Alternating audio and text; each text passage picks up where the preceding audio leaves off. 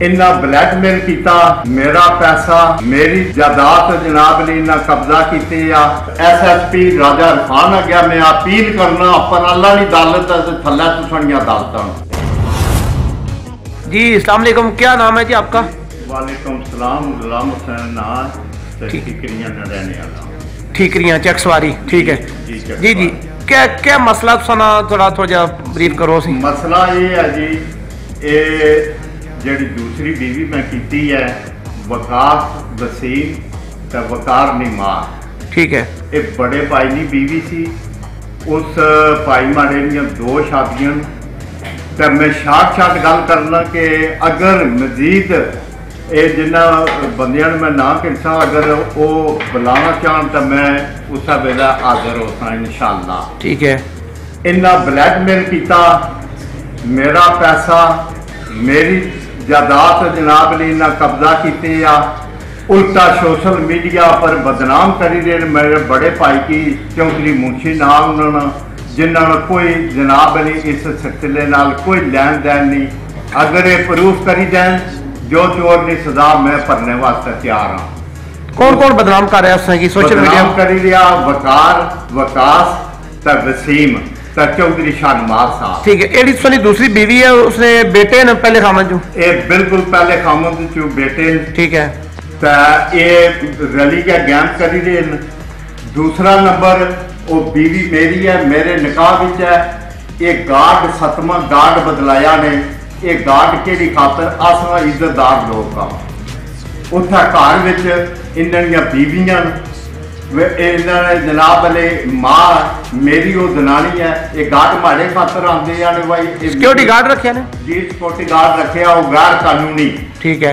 क्या कुछ नहीं बिजनेस है, कोई बैंक मैनेजर रही है, क्या सिलसिला क्यों गार्ड रखे आने फिर माड़ी मौजूदगी में। मैं ब्रिटिश हाँ, तो मैं अपील करना इरफान सलीम अगे, उसके बाद IG अगे, वजीर आजम राजा फारूक अगे कि मैं ब्रिटिश हाँ और बच्चे भी उस बीवी ने ब्रिटिश हैं, भइये ने बच्चे। अगर उसना झगड़ा भइये दियां 2 शादियां सन, उन्होंने भरावां नाल है, उन्होंने भरावां ने जमीन पर कब्जा किया ने, मकाना पर कब्जा किया ने। तो बदनाम चौधरी मुंशी की करी दे। इन्होंने 2 बीवियां ब्लैकमेल किया। उथा जो कुछ सी उस चाहिए, इत्था जो कुछ सी इस चाहिए इसने, और सबूत प्रूफ नाल मैं ये कितने पैसे तुसाने इन्हां कोल किस तरह के 20 लाख रुपया अकाउंट विच रखिया। बीवी ने अकाउंट च, बीवी ने अकाउंट, दूसरी बीवी ने अकाउंट च, दूसरी बीवी जड़ी वकास और निमार, ठीक है। और 3 तोले सोना बकाया मामलात जड़े मुट्ठी च दिते। माड़े अकलै च औरत नहीं मान गई है, कुरान में चाहिए जाती तो मुसलमान नहीं, कुरान को अगे आदि कोई। उस अलावा सोने को कागज वगैरह भी कोई ऐसा दसने? मेरा पासपोर्ट, मेरी नैशनैलिटी, बैंक दियां चैक बुकां जड़ियां के इन्ना ब्लैकमेल करी गया 2 बीवी की दित्तियां। मेरी जायदाद ने कागज इन्ना जनाब ने उन्होंने की दिते हैं। और वो भी कॉन्फ्रेंसा मीडिया में बदनाम करी रहे कि जितना मेरा 1.5 लाख पाउंड का मकान से 30,000 पाउंड सेव किए असी बच्चे ने शादी दे। क्या चाहते हो तुसा? मुतालबा क्या? मेरा मुतालबा ये है एंड ऑफ डे शाट गल करना SSP राजा इरफान आ गया। मैं अपील करना अपन अल्लाह की अदालत थल्ला तुसानियां अदालत कि मिगी बुलाओ, उठे उस औरत की भी बुलाओ तो मिगी इंसाफ दो। अगर मैं गलत हाँ, जो सजा तुसानी बननी है मिगी पुट्ठा लटकाओ। अगर मेरे नाल ज्यादती करी दे, 7वां गार्ड बदलाई रहे, ये गार्ड केड़ी खातर मिगी मरवाने थे। और गैर कानूनी जड़ा ऑफिसर जड़ा कोई बंदा गार्ड देना, मैं बराए मेहरबानी करी गल आखना कि पहले मुलाकात लो गार्ड खड़ने के हो।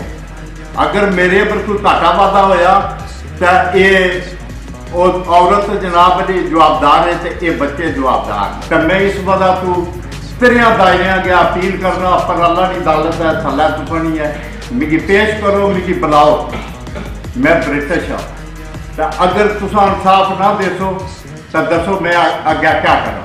ये तुसा अगे अपील है तो मैं शाट लफ्जों जनाब लिए गल करना। वो तस्लीम ही नहीं करने कदे आने साड़ी मऊ शादी नहीं की। एक आना साड़ी मऊ की तलाक हुई भी है, इन्हें बड़ी बड़ी गैम की आसी ब्रिटिश आउंदा साड़ी मऊ की वीजा दो, साड़ी मऊ की जान का खतरा, वो मेरे निकाह विच है। अगर वो नहीं बसना चाहनी, मेरिया चीज़ां वापस करे, मेरा लैन देन वापस करे, फर्क हो जाए। अगर बसना चाहनी है तो फिर गार्ड की वापस करे तो मेरे काबिल है। अगर इस चीज़ विच मेरी जरा की भी कोई कुताही है, गुनाह, मैं जुर्मदार हाँ। ਜਿਹੜੀਆਂ मैं गल्लां कीतियां ने सबूत प्रूफ नाल मैं ये गल्लां करना और पैसियां ना भी बैंक ने थ्रू